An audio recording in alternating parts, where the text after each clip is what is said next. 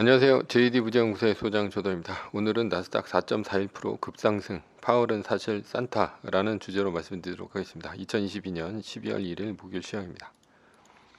유튜브 멤버십에서는 최근 JD 부자연구소 투자 현황에 대해서 알 수 있습니다. 관심 있으신 분들은 동영상 아래 댓글 링크를 참조해 주시기 바랍니다. 뉴욕 마켓워치 파월 12월 인상폭 축소, 주식 올라가고 달러 떨어지고 채권 혼조다라는 기사가 있는데요. 어제는 나스닥이 4.41%, S&P 500 지수는 3.09%, 다우존스 지수는 2.18% 오르며 3대 지수 모두 크게 올랐습니다. 메인 뉴스입니다. 나스닥 4.41% 급상승, 파월은 사실 산타. 어제 나스닥도 크게 올랐지만 애플도 4.85% 오르면서 크게 올랐습니다. 파월은 금리 인상 속도를 완화하겠다. 과도한 긴축을 원하지 않는다. 금리 인상 속도를 늦추겠다. 이런 비둘기파적인 멘트를 날렸습니다. 다만 시장이 너무 환호할 것을 우려해 제약적인 수준에서 금리를 유지할 것이라고 했죠. 기대했던 졸트가 환호할 정도의 지표는 아니었습니다. 오히려 나스닥은 졸트 지표가 나오고 빠졌습니다. 그런데도 올랐다는 것은 결국 CPI가 중요하다는 얘기입니다. 왜냐하면 10월 CPI 발표 이후 다른 지표가 그동안 좋은 것이 별로 없었기 때문이죠. 어제 파월의 비둘기파적인 멘트를 듣고 나스닥은 그야말로 폭등했습니다. 이제는 달러 약세, 주가 강세로 갈 것으로 보입니다. 크리스마스가 끼어있는 12월 1일에 맞춰서 파월이 산타가 되기로 한 것 같습니다. ADP 민간 고용 지표가 지난해 1월 이후 최저치로 나온 것이 그나마 좋은 지표였고요. 나머지는 파월이 비둘기파적으로 돌아설 정도의 수치는 나오지 않았죠. ADP 민간 고용 지표는 시장에서 그다지 신뢰하지 않습니다. 10월 CPI 이후 지속된 달러 약세가 지속될 것으로 보입니다. 12월 13일에 있을 11월 CPI가 달러 약세의 대못을 박을 최대 분수령입니다. 지난번엔 7.7%가 나오면서 시장이 피봇을 했고요. 연준이 지금 피봇을 했죠. 따라서 이번에도 시장 예측치보다 낮게 나온다면 그때는 정말 산타랠리의 시작입니다. 뭐 그 전에 시장은 또 선반영할 수도 있죠.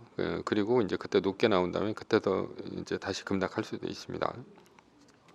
애플 몰빵까지는 3거래일 남았습니다. 목요일, 금요일, 그리고 월요일입니다. 3거래일 동안 나스닥 마이너스 3%가 뜨지 않으면 2022년 12월 6일 화요일 오전 6시에 애플 몰빵입니다. 현재 매뉴얼 포지션은 애플 50%, 달러 50%입니다. 결론입니다. 원래 잘 해주다가 더 잘해주는 것보다 악독하게 굴다가 한번 잘해주면 좋아하는 것이 인간입니다. 파월이 인간의 심리를 잘 아는 것 같습니다. 서브 이슈입니다. 당신은 감정의 쓰레기통. 대학교 1학년 때 교양 수업 중에 심리학 개론이 있었습니다. 심리학 교수가 한 에피소드 중 기억에 남는 에피소드가 있는데요. 교수는 여자였는데 자신의 어머니가 매일 전화를 한다고 했습니다. 그런데 문제는 전화에서 자신의 고민이나 속상한 얘기를 한다는 것입니다. 저는 그때까지 뭐가 문제인가 싶었습니다. 그런데 교수는 어머니에게 나에게 이런 얘기를 계속할 거면 전화하지 말라며 매번 전화를 끊는다고 했습니다. 그 얘기를 듣고 저는 교수가 너무한다. 어머니가 속상해서 얘기한 것인데 왜 저리 야박하게 굴까 생각했습니다. 그런데 교수는 남한테 안 좋은 영향을 주는 말을 지속적으로 하는 사람과는 멀리해야 한다는 얘기를 했습니다. 친한 친구가 하나 있었습니다. 여자친구를 하나 사귀었는데요. 문제는 뻑하면 헤어지는 것이 문제였습니다.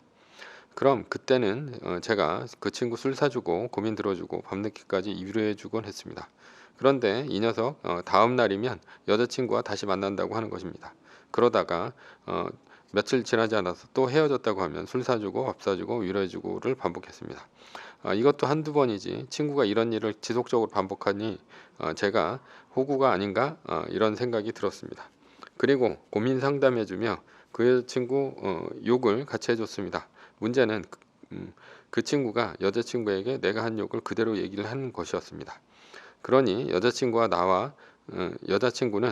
나와 친구가 만나는 것을 싫어했고요. 결국은 친구와 멀어졌고 돈 잃고 시간 버렸습니다. 미국에는 이런 고민을 전문적으로 들어주는 사람이 있습니다. 카운셀러죠. 한국에도 이제 카운셀러 제도가 어느 정도 이제 정착되고 있는 것 같습니다. 스톱워치 켜놓고 고민을 들어줍니다. 그리고 고민을 다 얘기하면 1시간에 10만 원 정도를 받습니다. 요즘에는 올랐는지 모르겠습니다. 한국은 아직도 전문적인 카운셀러에게 상담을 하는 것보다 친구에게 상담을 합니다. 주변에 이런 사람이 있을 것입니다. 끊임없이 불평, 불만을 쏟아내는 사람, 남 뒷담화하는 사람, 자신의 고민을 끊임없이 얘기하는 사람, 힘들다는 사람, 어렵다는 사람, 매사에 부정적인 사람 등등입니다. 만나면 끊임없이 안 좋은 기운을 주는 사람을 멀리해야 합니다. 이런 사람들의 특징이 의지박약이고요.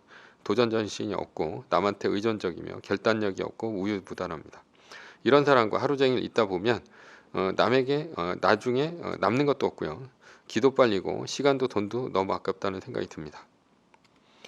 이런 사람에게 내가 도전하려는 의지를 드러내지 맙시다. 남 잘 되는 것을 싫어하는 사람입니다. 예를 들어 주식 투자를 한다고 칩시다. 그러면 뜯어 말릴 것입니다. 왜냐하면 내가 도전해서 잘 되면 자신은 그대로인데 나만 부자가 되는 경우가 생깁니다. 그러니 배가 아픕니다. 그래서 주식 투자하면 쪽박 찬다 망한다면서 뜯어 말릴 것입니다.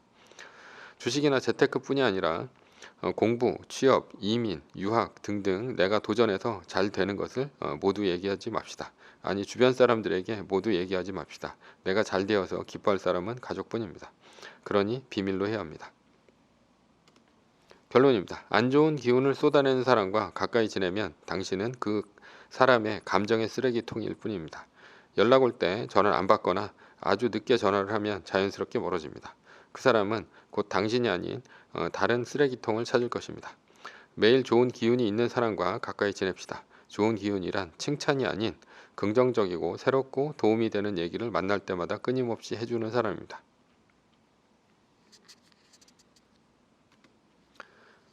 매뉴얼입니다. 세계 1등 주식은 전고점 대비 2.5% 떨어질 때마다 10%씩 팔면서 리밸런싱을 하다가 나스닥 마이너스 3%가 뜨면 말뚝을 박는 것입니다. 그러다 반등이 시작되면 V자 반등 리밸런싱을 하면 됩니다. 자세한 내용은 JD부장구도 다음 카페를 참조하시거나 동영상 밑에 리밸런싱 말뚝박기 댓글 링크를 참조하시기 바랍니다. 전제는 세계 1등 주식은 우상향 합니다.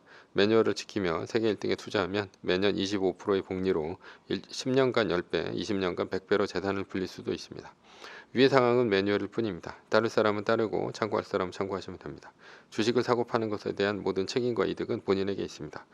매뉴얼을 지키려면 머리를 쓰지 말고 머리를 쓰려면 매뉴얼을 지키지 맙시다.